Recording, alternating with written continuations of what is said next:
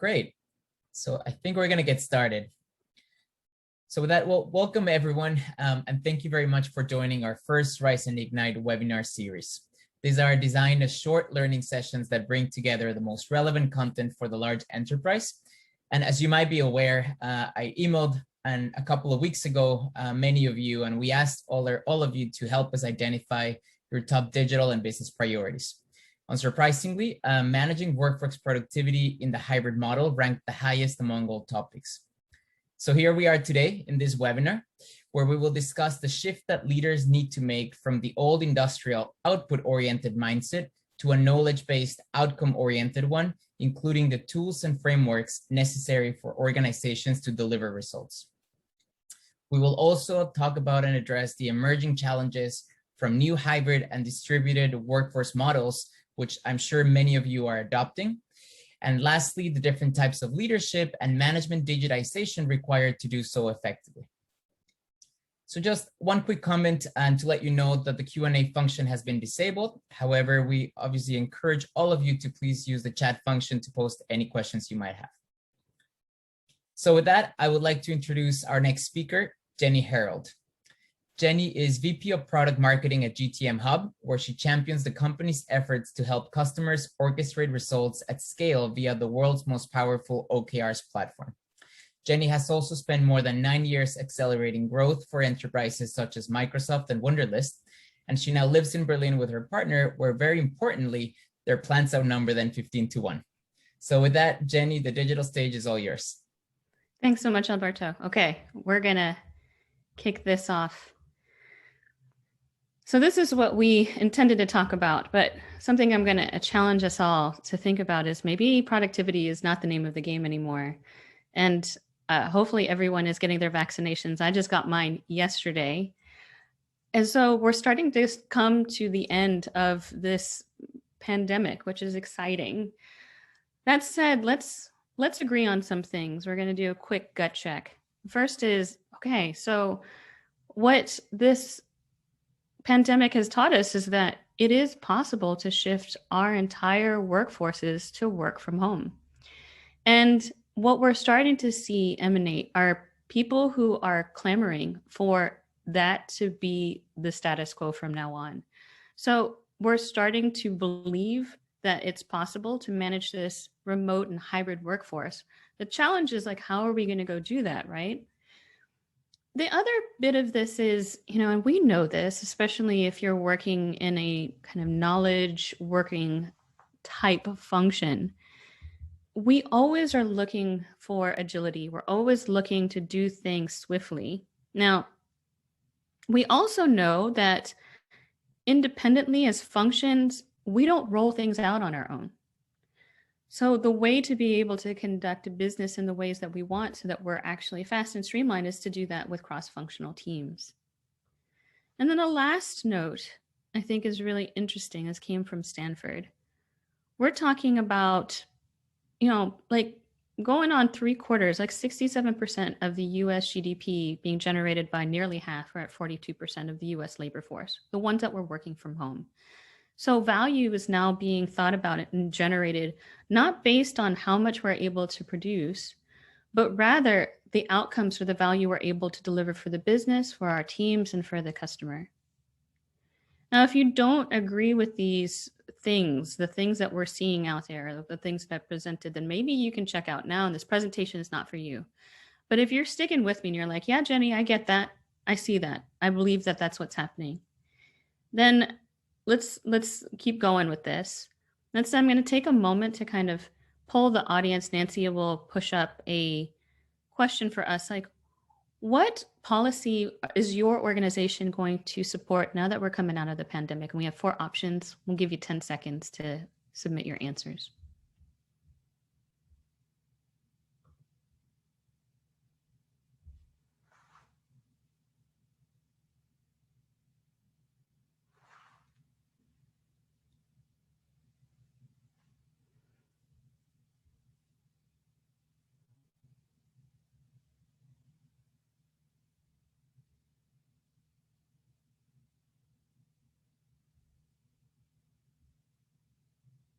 Yep, that's why we're talking today. hybrid workforce. And there's some folks out there that are going to do this borderless, which I think is really exciting. So then let's peel back for a minute. We talked about kind of these underlying things that we see are happening. We agree. So then what's that larger macro context? This is what I think. I think we've got our systems, processes, and practices in place, and we've got these frameworks that we've reinforced. What's interesting, though, is that we've got all of this advancement in our technology and how our teams are kitted up to do their jobs from wherever they need to do it, but we're still managing them in a way that is outdated. And so what does that actually mean? Like, we know that we're managing workforce that is hybrid, right? And that they're largely this knowledge gig economy. But we have like this industrial managerial style that's still happening, where for a lot of us, maybe we have a real focus on gaining those efficiencies. And it's not necessarily bad, but we're starting to see a shift in needing to be able to measure for effectiveness. Like, how do you do that? Similarly, when you're leading your teams, your managers are leading your teams, is it dictatorial? Are we talking command and control? Are we talking about here's the direction you need to go? How you sort that out? Team, you figure that out. And so there's a lot of coaching that's involved in what we need to do. And instead of focusing on this vertical construct of the hierarchy, which is we're bound to do, like here's our department, here's our line of business, the work that's actually happening is done horizontally. And so to be siloed, to continue to work in that fashion, I think is actually slowing our businesses down. And so we need to be able to decentralize the decision-making authority, give our teams guardrails on what it is that they need to go achieve so that they can realize that value, so they feel empowered to do their work instead of having to feel like they're compliant in how the business does stuff. And so we believe in order to be a winning organization in this so-called future of work, we need to have a focus that's outcome-oriented, where we're measuring for that effectiveness rather than that productivity output or that efficiency. And that this organization will demonstrate or hold these particular characteristics. And I think all of us would agree with that. We would want greater alignment and focus in our business. We would want our employees to be largely engaged, and we would want everything to be transparent so we can unblock, that we can block and tackle, we can move forward, and that we can have some layer of innovation and ambition that's sprinkled in. And so our thesis is this: if the frameworks that you are reinforcing are of the old way, then you're going to get the results you've always gotten. But what you need to be able to do in this now hybrid work economy is to be able to manage for results. And you need a comprehensive framework that can do that. And that requires a foundational paradigm shift of your entire organization. And we believe, and that's why we're here today, is to talk about objectives and key results, because that's what provides that comprehensive framework. All of those things that we had talked about before, which a lot of people have written about and have not been able to say, like, how do we actually do this? We can do it now. Thing is, you need a solution, right? And it's a combination, I believe, in software that will help you do this at scale, but also the coaching and the training, because it requires some amount of lift in changing the way we think about our work and how we do it and what success looks like. We need a solution to be able to accommodate for that. And then I'll leave us with this, where, I mean, if you're trying to do this at scale, it really is those two artifacts, right? What is the software doing to help support you managing for results, in empowering your people to be able to make the decisions they need to make, whilst also having the training and the coaching and the support necessary to evolve as you progress in your adoption of OKRs, if that's something that you're thinking about doing.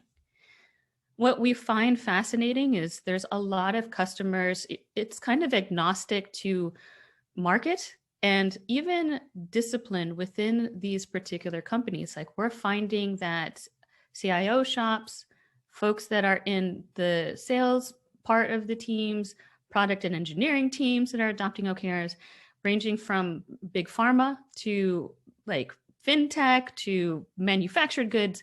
Everyone is starting to get this idea of, wait, like there's a different way to do that. And that's really exciting. And the reason why it's possible, small plug for GTM Hub, who I represent, of course, is something like this, where every individual and team understands, like, there I am. There's where I belong. Here's where we share responsibility and accountability against a goal, or the results that's measured through key results. And here's how it all ladders up to the top line, whether it be that business unit or the corporate objectives or however you structure it. And in doing this, we believe that you're able to unlock and unleash the power of your organization in a way that you probably were struggling with before, which is probably why you're here. That said, I actually want to bring on David X to chat with us about this. He is the chief technology officer at Red Hat. I mean, if you read his bio, you'd be impressed. When I read it, I was like, oh my God, this guy. So let's talk about Red Hat for a bit and your decision, because Simon Sinek talks about, we start as leaders with why. What was the why for adopting OKRs? Because certainly there are other frameworks out there. Why was it this? What did you explain to your teams and to yourselves even? Yeah, so for us, and thanks, Jenny, and thanks for having us.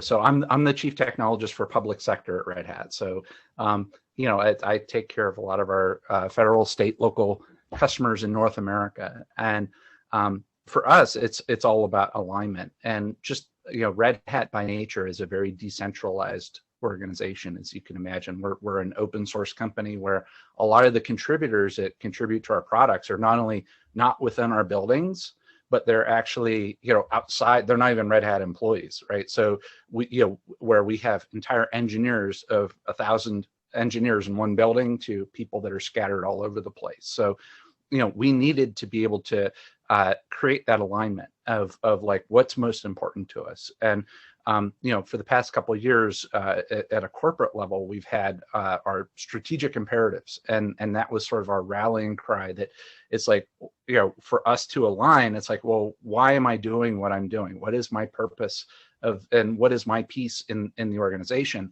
And tying that back to our 4 strategic imperatives is incredibly important for us, especially as 16 months ago we all went remote, and we're all sitting in our own home offices, and you get literally disconnected from the company, and you're remote. And having that linkage back to the imperatives is really, really important to have people have that connection to the company. And what are they calling it? The Resign-ageddon that's coming up this year of all of the turnover that has been pent up over the pandemic, as far as like, I'm not going to change jobs because in the middle of the pandemic it's too risky and everything. Everything I've been reading is that there's this pent up demand to look for is the grass greener somewhere else, and it's up to us as leaders to show that it's like, here is how you are not only helping out Red Hat, but you're helping out our government customers. In my case, how you're helping out the entire open source community at large, and like in our case, for all the security requirements we have, all regulated industries, to make the world a better place. And to have that linkage is very, very important. It's much more important than salary or other things that are extrinsic. Right. So something that I often find is, no matter what organization you hype this up, right? You have the Kool-Aid and you're like, everyone drink. There's always going to be that skeptic that's crossing their arms and saying, this is just another tactic for leadership to monitor what I'm doing. This is another way for us to get more reporting. I have a lot of work to do. I don't have time for this. Like, what do you have to say to those individuals that are just, they're dragging their feet about this? We understand the value as leaders and we benefit from it, of course. What about, the people who are actually executing the work? What do we have to say to them? Yeah, and I would argue that's up and down the org chart as well, where you can even, like in the case of sales leaders, it's like, why is this important? I have Salesforce or a salesperson. My value to the company is my attainment of what I did in the quarter or what my team has done in the quarter. That's very tactical thinking. It's not very strategic thinking. And a lot of times in a sales org, it's you often revert to that amygdala hijack lizard brain of like what's right in front of you, and you forget about what is next fiscal year because that's somebody else's problem, right? And it's like I got to close business now. And so creating that linkage is really, really important. The other thing that I've seen as well is that for a lot of the naysayers, the thing that is really, really compelling about tools like GTM Hub is the integrations. And like hear me now, believe me later. Where I've seen that, like for a lot of us, we'll have like a forecast call or something like that. And it's we have somebody that assembles a spreadsheet and we're sharing the spreadsheet of what we're doing. And it's a lot of manual entry.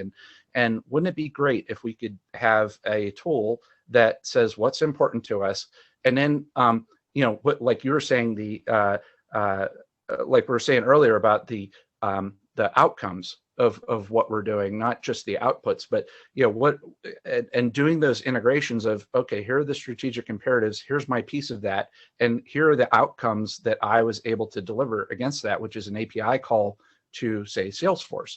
And that's done live, right? Where as opposed to like once a week, whether you need it or not, you have an operations person, scraping stuff and building spreadsheets and sharing it like the traditional way. Where this is the integrations are so important. And so my point here is for the naysayers, showing them the integration part it's not gonna be, hey, I have more work to do, or this is another tracking tool for me. Is it, I can focus more on what the big picture is because this stuff is being tracked for me and I have this live dashboard that is using live data. I recently was talking with a CEO and I loved how he put it. I'm curious what has happened in your organization as a result of this. We often find, I don't know about you, I'm asking, like our meetings devolve into these status meetings. It's the worst. Yeah. Like everybody likes to say, this is where this project is at. We're this far along, we've shipped blah. And sadly, like that's such a waste of time because we can all read it. And the CEO called it showing up and throwing up. How has adopting OKRs helped shift the conversation so that A, you're more efficient in what you're talking about, and then B, it's not devolving into this really sad, I could have read this in an email or looked at it in some tool. Let's not do this anymore to each other. How's it changed? Yeah, it's the classic, this could have been an email meeting that I'm sure we've all had, right? But then it's a matter of like, everybody's busy, you don't have time to look at the emails, and that's a problem. The other thing that, as you were describing that, it reminded me of somebody told me that it's like those types of status report meetings are very much like playing golf with a group of people, right? Where you're concerned about your game and you're the only one that is concerned about it. And everybody else is waiting for their turn to hit the ball. And they're concerned about their ball, where, it's like, so nobody's listening, they're waiting to talk, right? And so like of an hour-long meeting, you're only paying attention for that 5 minutes, and the other 55 minutes you're like doing email or whatever, and so it prevents that integration. If you could use like the tooling that I think is really important is that, and this is a challenge as people go from, it's like, oh, we have the status report meeting to, hey, we're using OKRs. We're all done. We're doing Google Slides, or we're doing spreadsheets, right? And that doesn't do enough. The tooling, I think, really helps in terms of identifying patterns of like, what are the big needle movers for this week? And those are the things you want to focus on, or where are the red flags that, you want to have the tool do that work for you to surface the things that you want to talk about, as opposed to like, treating everything to be equal. Other fun things I've seen in GTM Hub, one of my first demos that I saw of it was that it shows OKR adoption by person. So it's that naughty and nice list of like maybe who needs a little bit more encouragement to use OKRs, and so that's kind of like a fun way of like finding out. It's like, what is that real adoption rate? But to me, it's all about the carrot, though. It's like, yeah, you could have the naughty or nice list, but having the ability to see, what are those red flags that we need to talk about as a team and address right away, and leave the other stuff, we could look at it offline. One of the things that I've found, and I remember you saying last time to us, is the amount of clarity that you get. Can you share some of the stories of how leaders in your organization have used OKRs to basically say, hey, if you're going to talk to me, this is what you're going to talk about. And I particularly remember you saying someone posting something on their door, and I was very happy to hear that. And I'm curious if, there are other sprinkles of that kind of inspiration, if you will, on like, this is how we define focus. Like, we're going to this extreme. Yep. Yeah. And that's where, it's like, the two, I would say, like, people are going to read books. There's Measure What Matters by John Doerr, and Radical Focus. There's now a second edition out that's brand new by Christina Woodkey. And both of those are great. And what I got out of that was that, like with Google, like how they are very public about, they do their quarterly all hands of like, here are OKRs as an organization, as a leadership team. These are the things that we're focused on. The thing that you don't want to do is come up with, these are our 4 imperatives for the year. And then you laminate it, you stick it in a drawer, and then you come back to it a year from now and you wonder how you did, or you lose the laminated thing and you totally forget about it, right? Having it front and center of like, this is what I'm focused on. It's like, and if you want to talk with me, this is what you need to be, you need to contextualize what you're asking about in this context of what's important to me as a leader. And, if you want to win me over, this is what I'm focused on. Convince me otherwise if I should change priorities. And like in this particular instance, in terms of the visibility, one of our sales leaders, Dwight, he printed out and this was at a time, long time ago, where we actually worked in offices. And, the door to his office, he printed out his OKRs for the quarter for his team, taped it to the door. And so before you even walked into his office, or you're standing there waiting for, him to free up to go in, you're standing there looking at his OKRs of what's important to him. And that is so important to help crystallize, it's like, this is really important to me. And one of my colleagues said a long time ago is that another quote that he gave me is, if it's interesting to your boss, it should be fascinating to you. And so, like, if I want to change my boss's mind, I got to take a look at the things that are interesting to him, and again, phrase things that are, it has to be fascinating to me, and I need to contextualize things in those areas of importance if I want to affect change at all. Right. So kind of along those same lines, something that I've been thinking about a lot lately is, I was kind of brought up, if you will, up the corporate ladder, thinking that authority ruled. And I'm thinking less so now, especially as you talk to millennials. I learned recently that like something like 65% of those who are actually buying your SaaS products, if you're a SaaS vendor out there, are millennials. I was like, oh my gosh, they're just, it's starting to happen, and they want meaning in their work. So there's this move of this authority idea to like, no, we're talking accountability. Let's talk accountability. How are you seeing the use of OKRs and being able to look at like, this is where we're succeeding, this is where we're not succeeding, and that accountability conversation, because that's usually a scary point for a lot of leaders, I would say, and also for direct reports who are like, but what if I fail? Like, how are you handling those kinds of conversations? Yeah. So on failure, you want to fail fast to succeed sooner, right? So that do data-driven decision making to measure what matters, and be able to celebrate failure, right? Of like, it's not a failure, it's something that you've learned, right? And regarding the part about the top-down command and control, two quick things. Like from a Red Hat perspective, like Jim Whitehurst, who was the president and CEO of Red Hat, came from Delta Airlines. He was the chief operating officer. You can imagine top-down command and control. Comes to Red Hat, thinks it's crazy town, right?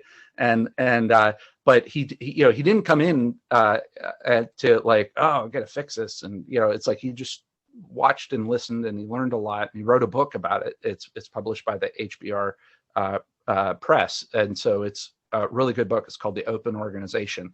But the thing he stresses is that as leaders, we need to come up with the what, but let the how be up to let the worker have the autonomy to figure out how is the best way to do it.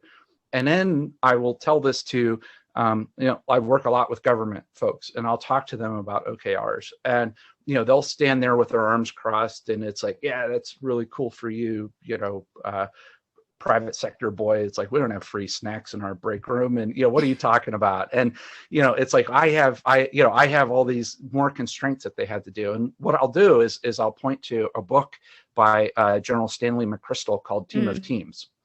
And this is like, it's like if the special forces can do this, and in the DoD, where it's very top-down command and control, literally, you should be able to be successful here. But in the case of Team of Teams, the problem that they were having is that Stanley McChrystal, he came in to lead counterinsurgency operations in Iraq, and the problem that they were having is that the special forces were getting their butts kicked, and it's because they were using Cold War doctrine.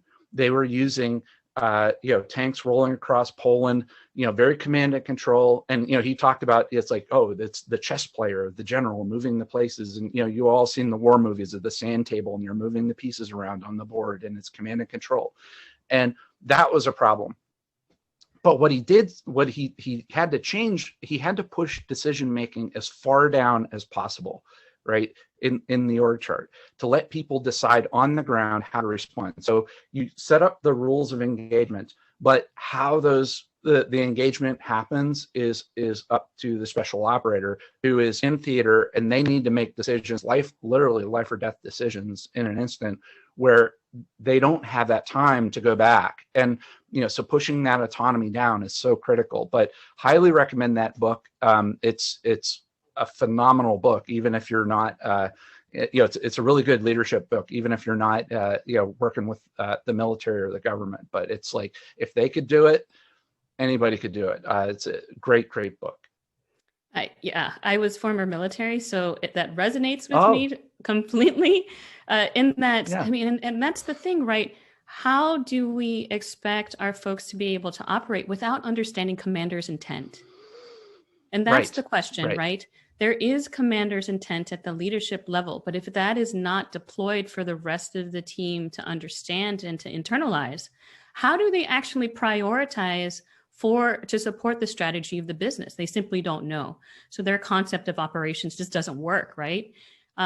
So to that end, you mentioned, real quick, and I would love to hear, like, how do you all celebrate that failure? Because I 100% agree that it really is about not beating people down because they didn't make it, but rather, like, what did we learn? How did we learn that? What are we going to go do different now because we learned that? How are you celebrating those losses? Because I think that's fascinating. Yeah. And so for us, like, we don't win every deal. We'll do a lot of win-loss reports where we go back and we'll do the postmortem, and there's no shame in that. The other thing that, like that there, and you could look in the open organization book where it does talk about, it's not like all lollipops and rainbows and things like that. There are areas where we screwed up and we failed and we picked the wrong horse at the wrong time. And so how did we recover from that? And so the open organization book goes into that, and several examples of like how it is okay to fail. And from a leadership layer, you got to create that safe space of, like, because what's going to happen is if you don't make it safe to fail, people are they're not going to have what John Doris says, big, hairy, aspirational goals, right? They're going to sandbag, right? So you're not going to be able to reach for the amazing. And then the other thing too is you'll have this culture of fear of, like, something could be failing, but nobody wants to admit it. And so it's like, you're not going to be able to change fast enough, and you're going to be in a much bigger hole than if you say that, hey, it's okay to fail. Let's take a look at that and let's figure out how to adjust. It's, and you attack the problem and not the people working on the problem. That's a good point. Well, with that, David, I really enjoyed this conversation. Thank you so much for your insights. We're going to pass this along to Alberto to wrap this up. Great. Thank you very much, Jenny. Great conversation. Thank you so much for joining us as well, David. So from my end, just one final thank you on behalf of Insight Ignite at Insight Partners. And just to let you know that we will be sharing this video recording as well as answering all your questions that you've submitted via chat in an FAQ. And of course, feel free to reach out if you would like to learn more about GTM Hub. So have a very good day, and we look forward to seeing you again in our next Rise and Ignite event. Goodbye, everyone.